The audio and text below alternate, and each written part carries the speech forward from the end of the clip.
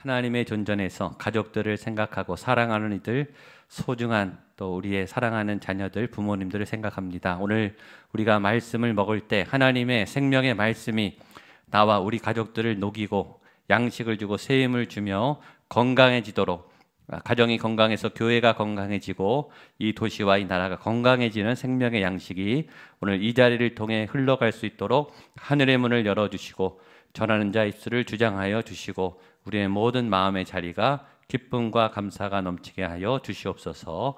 예수님의 이름으로 기도하옵나이다. 아멘. 교회 다니는 분들이 교회에 와서 가장 많이 하는 기도는 누구를 위한 기도일까요? 가족을 위한 기도가 제일 많습니다.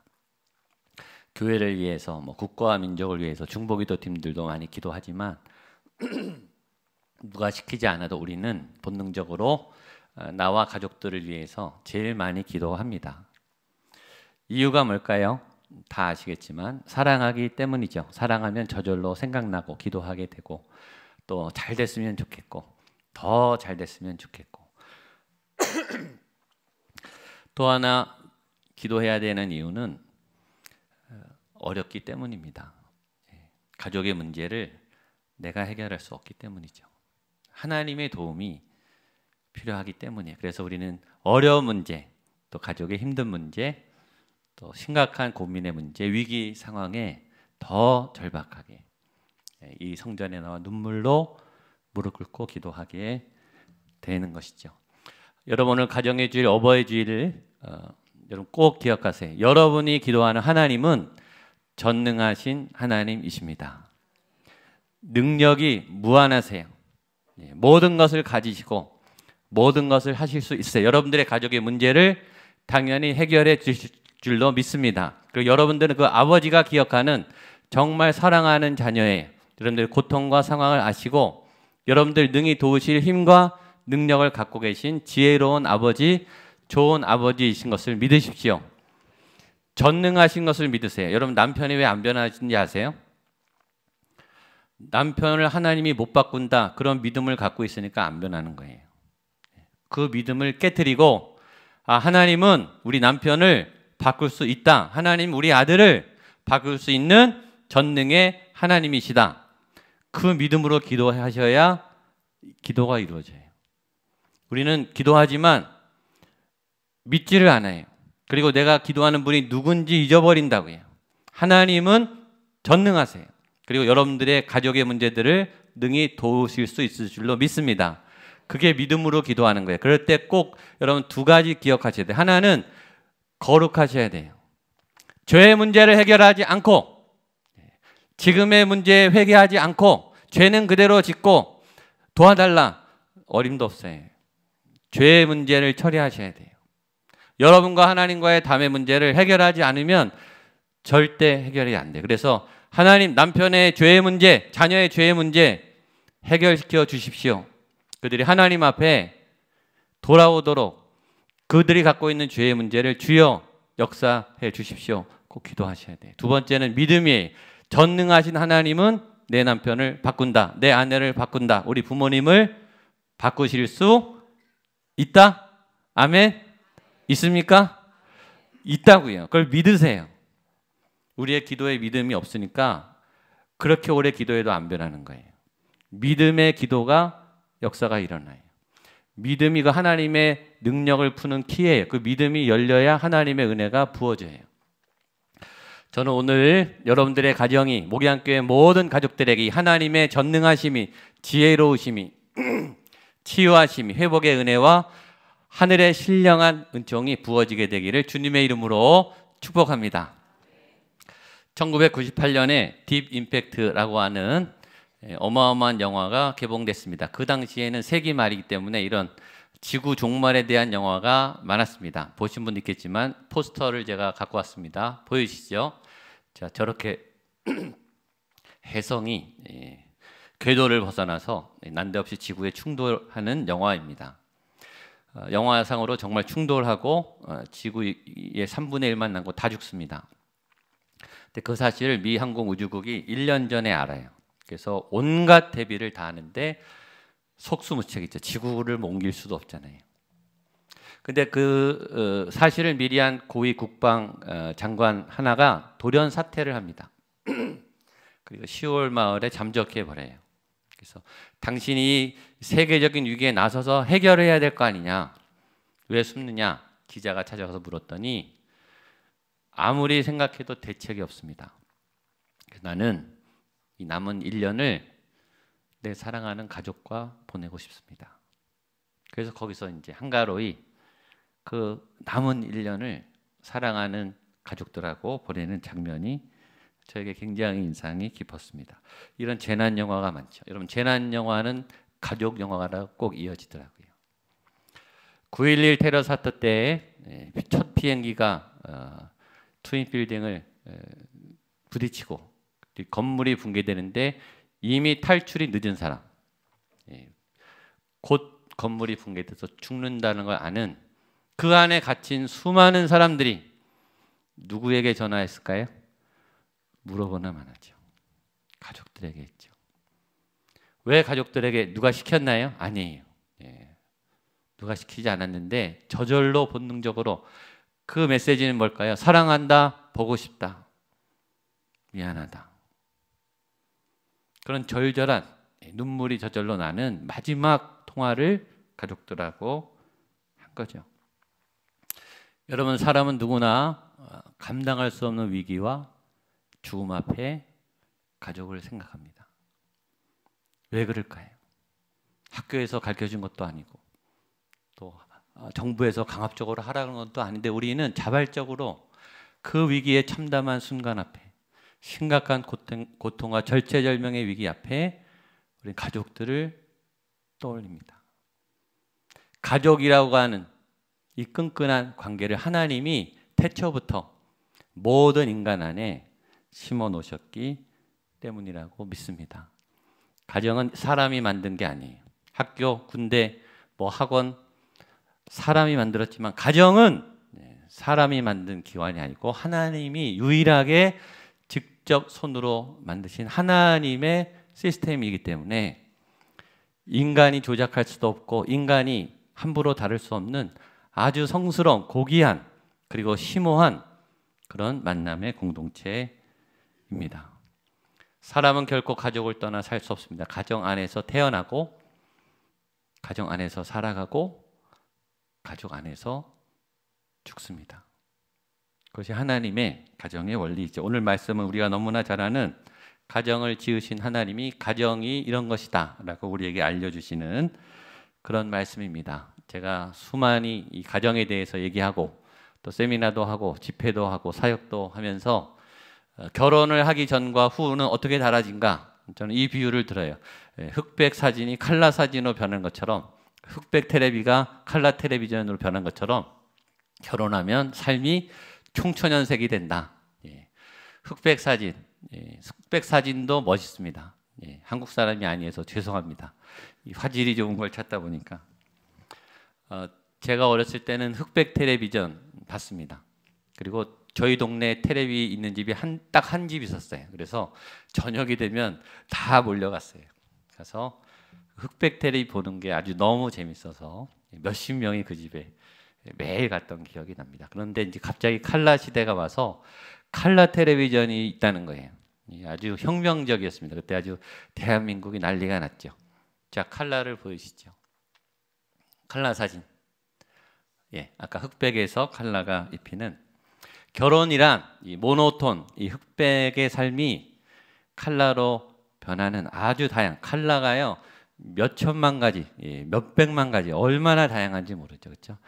이 흑백은 한색 아닙니까? 이 세상이 완전히 바뀌는 그런 변화가 결혼과 가정이 아닌가. 자, 18절로 20절 말씀 오늘 성경을 보겠습니다. 시작. 여호와 하나님이 이르시되 사람이 혼자 사는 것이 좋지 아니하니 내가 그를 위하여 돕는 배필을 지으리라 하시니라. 여호와 하나님이 흙으로 각종 들짐승과 공중의 각종 새를 지으시고 아담이 무엇이라고 부르나 보시려고 그것들을 그에게로 이끌어 가시니 아담이 각 생물을 부르는 것이 곧 그 이름이 되었더라. 아담이 모든 가축과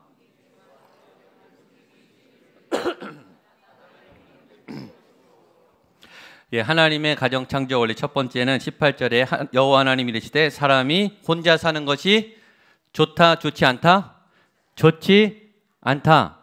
성경 말씀이에요. 하나님은 혼자 사는 것을 좋아하지 않으세요. 기억하세요. 현대 문화는 싱글로 가요. 제가 별로 안 좋아하는 프로그램이 나 혼자 산다. 별로 안 좋아해요. 성경적이지 않아서. 보기는 봅니다. 재밌어요. 그러나 동의하진 않아요. 하나님은 혼자 사는 거 원하지 않으세요. 물론 혼자서 잘 사시는 분 있죠. 아주 이 모노톤이 이 흑백 사진도요, 예술 사진, 아주 멋진 사진, 감동을 주는 사진이 많죠. 그러나 총천연색 컬러가 있기 때문에 흑백이 멋있는 거예요. 만약에 색깔이 하나다, 이 세상이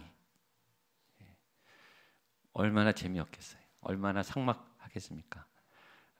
이 컬러가 있기 때문에 싱글이 괜찮아 보이는 거예요. 자기의 색깔을 내고 또 자기의 능력을 발휘하고 멋지게 자기 관리를 하고 또 사람들을 만나고 연애를 하고 교제를 하고 능력을 펼쳐나가는 아름다운 싱글들이 이 시대에 굉장히 많습니다. 자기 스스로 완벽하게 빛나는 삶을 사시는 분들도 굉장히 많아요. 그렇게 되기까지 얼마나 쉽지 않았겠습니까? 그러나 뭔가 하여튼 부족해 보여요. 뭔가 외로워 보이고 뭔가 누군가가 옆에 있어줘야 될 것 같은 그런 마음을 갖는 이유는 하나님이 우리에게 혼자 살지 못하도록 지으셨기 때문입니다. 아담이 혼자서 잘 살았습니다. 부족함이 없이 행복하게 잘 살았어요. 열심히 일했고 하나님이 주신 그 사명들을 멋지게 감당했어요. 그 믿음은 얼마나 좋았겠어요. 그렇죠? 하나님이 맡기신 일들을 정말 잘하고 본인도 행복했다고요. 그러나 하나님이 볼 때 아담은 좋아 보이지 않았다. 그래서 돕는 배필 에제르를 생각하셨다. 붙여주셨다. 하나님이 붙여준 에제르, 하나님이 주신 배필, 하나님이 주신 파트너. 여러분들이 그런 은혜를 얻게 되기를 축복합니다. 우리 자녀들을 위해서 기도하세요. 하나님의 베푸신, 붙여진 귀한 배필이, 짝이, 배우자가, 결혼 상대자가 우리 자녀랑 꼭 만날 수 있도록 주님 인도해 주십시오. 돕는 배필, 돕는다는 의미는 두 가지가 있다고 했습니다. 첫 번째는 하인이, 부하가, 신하가, 지위가 낮은 사람이 지위가 높은 사람을 서비스해 주는 거예요. 밥 해주고, 차 닦아주고, 청소해주고, 안내해주고, 챙겨주고. 그렇죠? 그게 돕는 개념이에요. 그러나 두 번째 돕는 개념은 반대입니다. 배운 사람이 못 배운 사람을 가르쳐주고, 선생님이 학생을 가르쳐주고, 또 코치가 미숙한 선수들을 가르치고, 부자가 가난한 자를 돕고, 마음이 풍성하고 힘이 센사고 여유 있는 분들이 연약하고 가난하고 힘없는 사람을 돕고, 이것도 돕는 거예요. 돕는 거는 다양하죠. 하나님의 에제르, 하나님께서 붙여신 돕는 배필의 의미는 첫 번째일까요? 두 번째일까요? 두 번째가 많습니다. 두 번째일 가능성이 많아요. 하나님이 아내를 붙여준 이유는 남편보다 하급이기 때문이 아니라 남편보다 성숙해서 돕고 위로하고 채워주고 가르치고 세워나가는 좋은 협력자, 조력자로 세워주신 거예요. 그런데 아담 스스로는 그 돕는 배필을 찾을 수 없었습니다. 개역성경 창세기 2장 20절 마지막에 이렇게 나와 있죠. 같이 한번 읽어볼게요. 시작. 아담이 돕는 배필이 없으므로.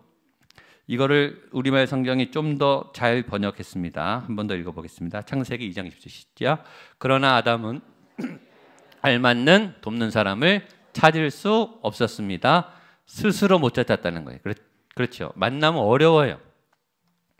자기 짝 찾기도 어렵고 더 힘든 거는 자녀들 짝 찾아주는 건 정말 힘들어요. 신방 가면 이제 나이 들인 권사님, 장로님들이 우리 아이들 짝 좀 찾아달라고 저한테 얼마나 부탁을 많이 하는지 몰라요. 근데 어려워요. 찾기가 얼마나 어려운지. 아담도 자신의 능력으로는 찾을 수가 없었어요. 그래서 만남은, 결혼은 하나님이 인도하시는 놀라운 신비예요. 여러분, 결혼했다고 요새 같이 살 수 있습니까? 결혼해도 주말 부부, 기러기 부부 얼마나 많은데요. 또 부디가게 헤어지는 부부도 얼마나 많은데요. 사별을 하든지 이혼을 하든지. 자녀들하고도요, 계속 같이 살 수가 없어요. 유학을 가든지 또 먼 곳으로 가든지 군대를 가든지. 2018년 5월 13일 오늘 우리의 만남은 우리의 결정이 아니에요. 우리는 이곳에 예수님 때문에 모였지만 이 만남은 하나님이 정말 절묘하게 조합해서 기가 막히게 만들어 온 신비한 자리예요. 그 만남의 은혜를 얻게 되기를 축복합니다. 그래서 그 만남을 하나님이 신비롭게 하시는 과정이 여기 쓰여 있습니다. 21절, 22절 시작. 여호와 하나님이 아담을 깊이 잠들게 하시니 잠들매 그가 그 갈빗대 하나를 취하고 살로 대신 채우시고 여호와 하나님이 아담에게서 취하시고 그 갈빗대로 여자를 만드시고 그를 아담에게로 이끌어 오시니. 자, 첫 번째는 하나님이 다른 흙으로 만들지 않았어요. 아담의 갈빗대로 하셨어요. 이유가 있겠죠. 정확한 이유는 모르지만 하여튼 흙으로는 아니에요. 아담의 갈빗대를 취하셨어요. 그리고 이때 아담이 깨어 있었는가? 아담 모르게 아담을 깊이 잠들게 하고 모르게 만들어 놓으셨어요. 왜냐하면 그때 아담이 깨어 있으면 자기 소유를 주장할 거 아니에요. 나 너 만들 때 있었어. 너 내 걸로 만들었어. 너 내 말 잘 들어. 이렇게 할 수 있잖아요. 근데 아담도 완전히 모르게 마취를 다 시켜놓고 아담의 뼈를 취해서 하셨어요. 결혼은, 만남은 하나님의 신비예요. 우리가 조작할 수 있는 게 아니에요. 여러분, 이 땅에 어떤 부모가 자녀를 골라서 낳습니까? 이 땅에 어떤 자녀들이 부모를 골라서 태어납니까? 그런 가정은 없어요. 어떤 아이도 부모를 골라서 태어날 수 없어요. 어떤 부모도 우리 아이는 키가 얼마에, 머리 색깔은 어떻게 되고, 성격은 어떻고, 그렇게 주문 제작하는 아이는 없어요. 그냥 태어나면 우리 아이가 되는 거죠. 첫째로 태어나면 첫째가 되는 거예요. 막내로 태어나면 막내가 되는 거예요. 아들로 태어나면 아들이 되고 딸이 태어나면 딸이 되는 거예요. 그건 누가 정합니까? 우리는 아무도 정할 수 없어요. 하나님이 우리의 만남을 결정하시는 거예요. 그리고 우리는 그 만남 가운데 순복하고 사랑하고 돕고 에제르로 살아가는 거죠.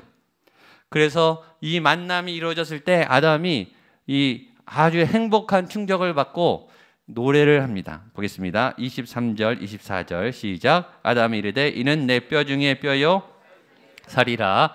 이것을 남자에게서 취하였은즉 여자라 부르리라 하니라. 이러므로 남자가 부모를 떠나 그의 아내와 합하여 둘이 한 몸을 이룰지로다. 아멘.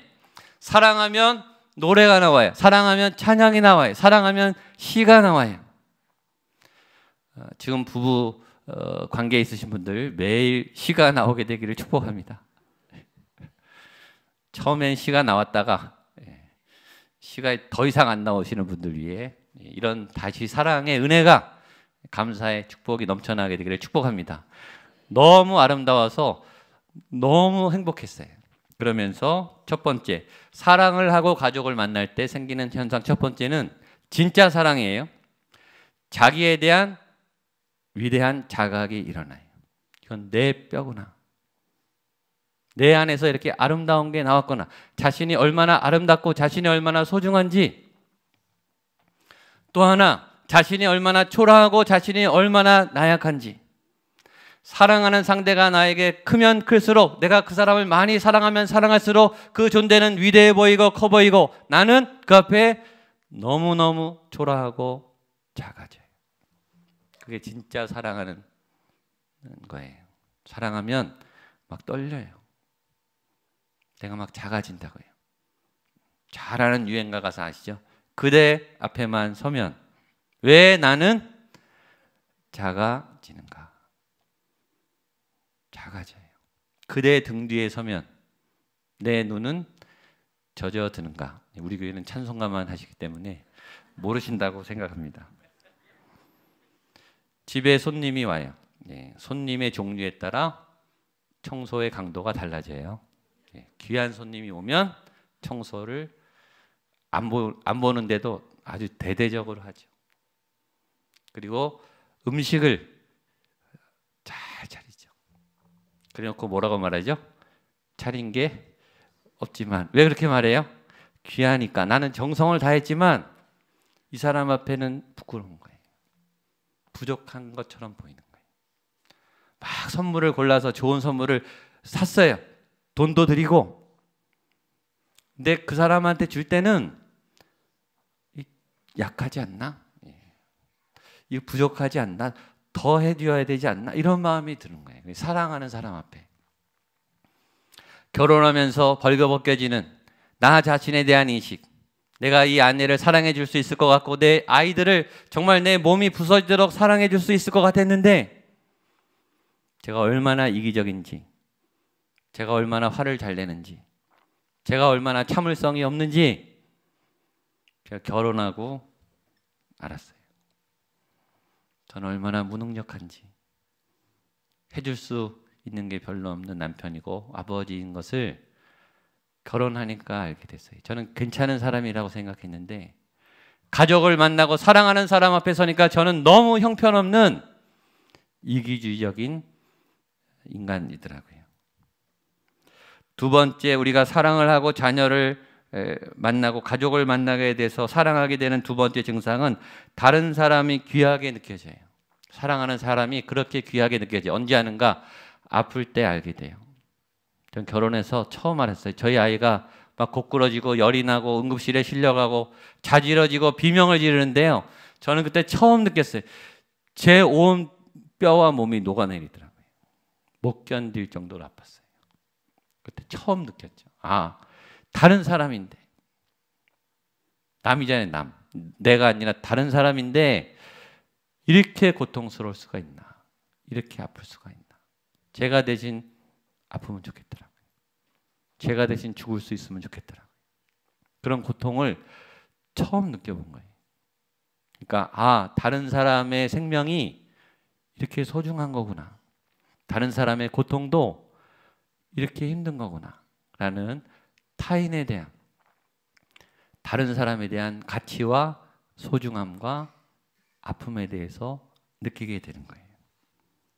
아내도 나만큼 아프구나. 아, 나보다 더 힘들었겠구나. 아, 옆집에 부모님들도 이렇게 힘들었겠구나. 다른 집의 아이들도 이렇게 사랑스럽구나.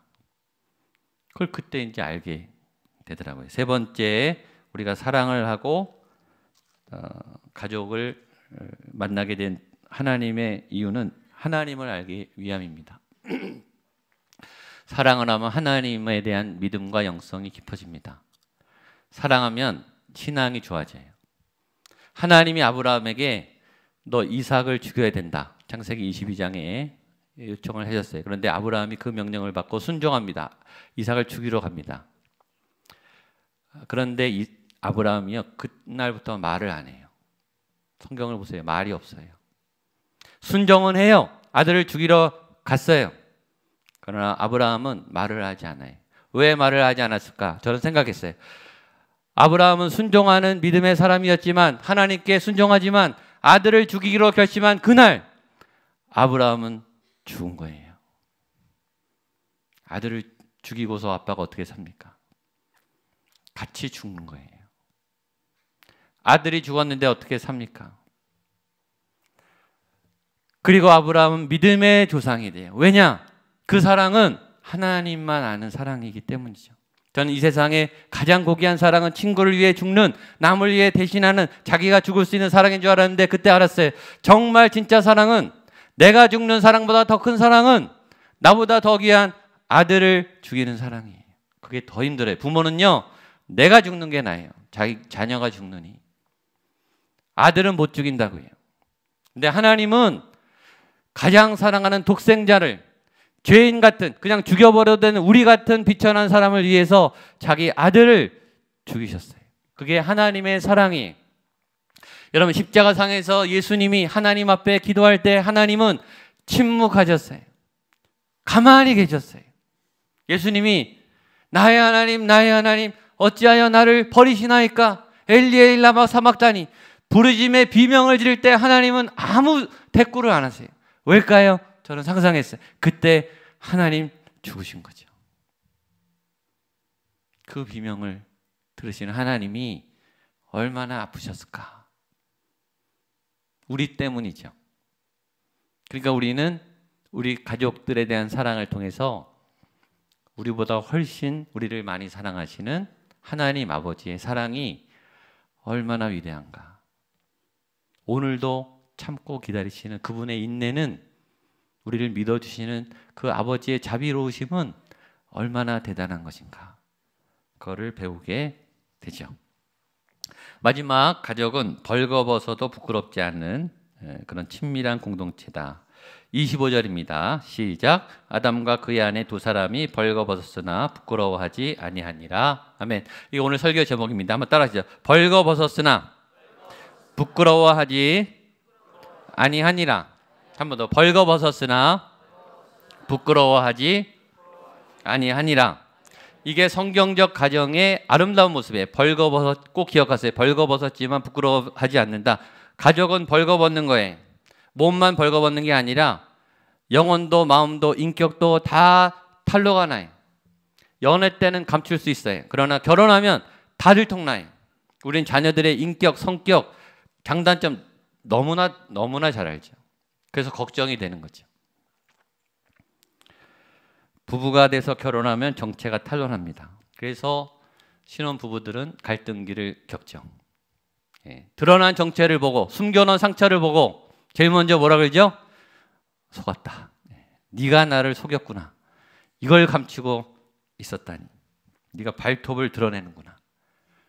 그래서 싸우기 시작하죠. 그러나 건강한 가정은 그 상처가 드러났을 때 에제르, 품어줘야 되겠죠. 그래서 에제르인 거예요.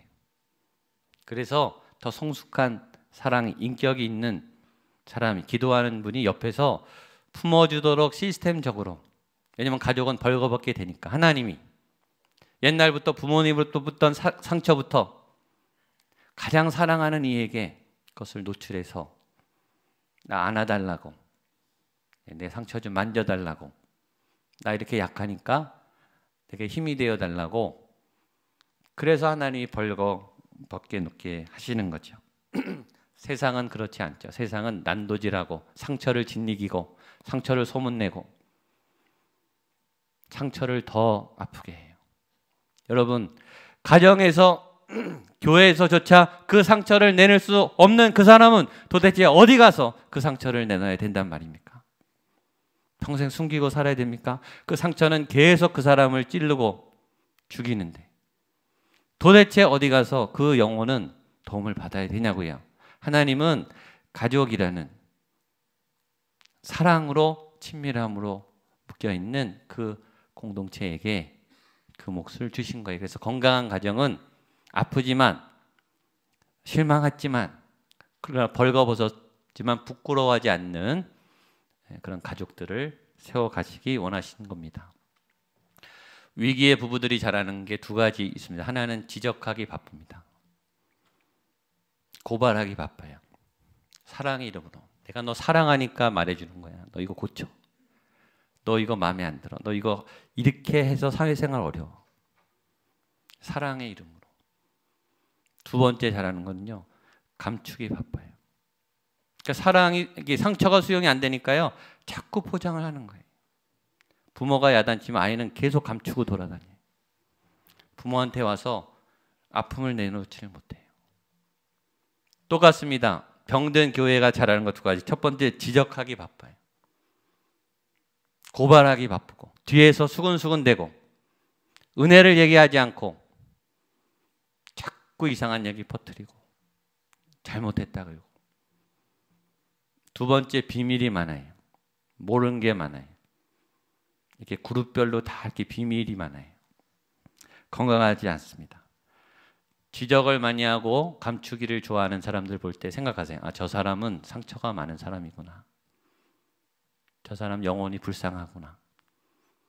지금 저 상처를 어떻게 해결할 데가 없구나. 교회든 가정이든 벌거벗겨져도 부끄러워하지 않는 그런 사람이, 그런 공동체가 건강한 겁니다. 마지막으로 제 가정 얘기를 하나 하고 마치려고 합니다. 저희 남자 아들이 지금 22살인데 5살 때 얘기입니다. 5살 때 저희가 8층 아파트에 살았습니다. 그때 제 아내는 밖에 나가고 저랑 아들 둘이서 점심을 제가 이제 차려주는 휴일날 낮이었는데 제 아들이 그때 굉장히 잘 먹었어요. 아주 정말 열심히 먹습니다. 저는 걔를 밥을 먹여놓고 신문을 그 앞에서 탁자 앞에서 보고 있었습니다. 그때 신문 기사가 뭐가 났냐면 아파트 5층에 불이 났는데 그 전날 사건입니다. 그 아파트 5층에 살던 한 아빠가 자기 딸을 구조하기 위해서 끌어안고 뛰어내렸다는 거예요. 근데 아빠는 죽었고 딸은 살았다. 그런 기사가 났어요. 그런 기사가 가끔 나잖아요. 뭐 물에 빠졌는데 누가 구해주고 누군 죽고 또 철로에서 뭐 위기 상황에서 뭐 유모차를 밀어주고 살았다. 이런 위인 같은 분들의 얘기가 그냥 평범하게 나서 그런 기사 중에 하나겠거니하고 지나가려고 그랬는데 제가 심심해서 재미로 가볍게 상상을 해본 거예요. 저희 아파트는 8층이고 그 신문에 난 아파트는 5층이고 지금 8층에 불이 났다. 왜냐하면 그 기사에 난 그 아이는 딸아이인데 5살이고 지금 제 앞에서 밥 먹는 아들은 얘도 5살이거든요. 그러니까 5살 똑같으니까 이게 이입이 되는 거예요. 제가 지금 불이 났다. 너 아들을 안고 이제 뛰어내린다. 이렇게 상상을 해본 거예요. 저는 제가 당연히 뛰어내릴 거라고 생각했어요. 왜냐하면 저는 아빠거든요. 저는 가정사역이 전공이거든요. 저는 목사거든요. 그런데 그 대답이 나오지 않는 거예요. 저한테. 당연히 뛰어내리겠지? 라고 생각했는데 정말 그럴 수 있을까? 지금 여기 불이 나서 내가 얘를 안고 8층을 뛰어내려야 되는데. 그리고 머뭇거리는 저를 보고 제가 충격을 먹은 거예요. 그랬더니 신문이요 이렇게 떨리더라고요. 아들이 여기 밥 먹고 있잖아요. 그리고 되게 식은 땀이 막 나는 거예요. 하나님이 그날 제 사랑의 수준을 벌거벗겨 낸 거죠. 너의 지금 사랑의 수준이 이 정도다.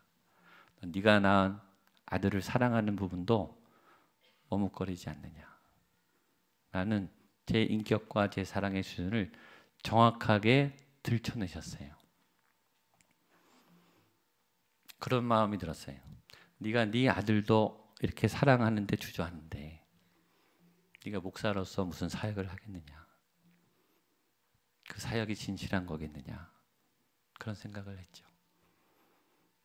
내 아들도 그렇게 사랑할 수 없는 목사가 어떻게 그 많은 교인들 프로그램 사역 예배를 하겠냐 이거죠. 너무너무 하나님 앞에 부끄러워졌습니다. 그래서 그날부터 제가 목표를 한 사람을 제대로 사랑하는 일부터 시작하자. 가족을 좀 사랑하는 일을 다시 시작하자. 그런 마음을 겪게 됐어요. 지금도 어렵습니다. 쉽지 않습니다. 그리고 그런 가족을 사랑할 수 없는 사람이라면 이건 사역은 가짜다. 그런 마음을 하게 됐어요.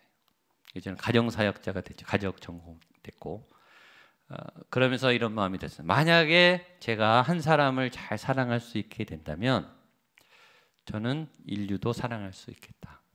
한 사람을 사랑하는 것을 시작했으니까 그런 마음이 들었습니다. 그리고 기도하게 됐어요. 하나님, 제 능력으로는 제가 아빠지만 이 아이 하나를 사랑할 힘이 저에게 없습니다. 하나님, 제가 우리 가족들을 사랑할 수 있는 힘을 저에게 주십시오. 하나님이 주셔야 할 수 있을 것 같습니다. 라고 기도를 했습니다. 오늘 성경이 아담과 하와가 벌거벗었지만 부끄러워하지 않았던 이유는 뭘까요? 그들이 에덴 동산에 있었기 때문이죠. 하나님의 보호하심 아래 있었기 때문이에요. 그래서 우리가 가족들의 상처, 또 우리 공동체의 상처에도 불구하고 부끄럽지 않을 수 있는 이유는 하나님의 사랑이 우리에게 부어져 있기 때문입니다. 그래서 제가 결혼 주례할 때 꼭 신랑 신부와 함께 예수님이 그 가정에 같이 계셔야 되는 거예요. 하나님과의 연합이 있어야 가정이 세워질 수 있습니다. 그래서 여러분들의 모든 가족들이 이렇게 벌거벗었지만 부끄러움을 당치 않는 믿음의 건강한 가정을 이루시기를 축복합니다. 기도하겠습니다. 하나님 아버지, 우리의 가정은 참 아픔이 많습니다. 연약함들이 많습니다. 우리의 부모의 사랑은 이기적일 때가 많습니다. 마음껏 내어주고 헌신해도 우리는 위기 상황에 움츠리는 연약한 사랑을 갖고 있습니다. 주여, 우리의 가정 위에, 특별히 부모님들 위에 벗겨져도 부끄러워하지 않을 수 있는 하나님의 사랑을 부어 주시옵소서. 전능하신 하나님의 지혜와 능력이 우리 부모님들의 간절한 기도를 통해, 우리 자녀들의 간절한 소망의 기도를 통해 우리 가운데 건강한 관계, 건강한 공동체로 세워지는 그런 하나님의 은혜가 부어지게 하여 주시옵소서. 예수님의 이름으로 기도하옵나이다. 아멘. 다리 일어나셔서 나 주님의 기쁨 되기 원하네 찬송하시겠습니다.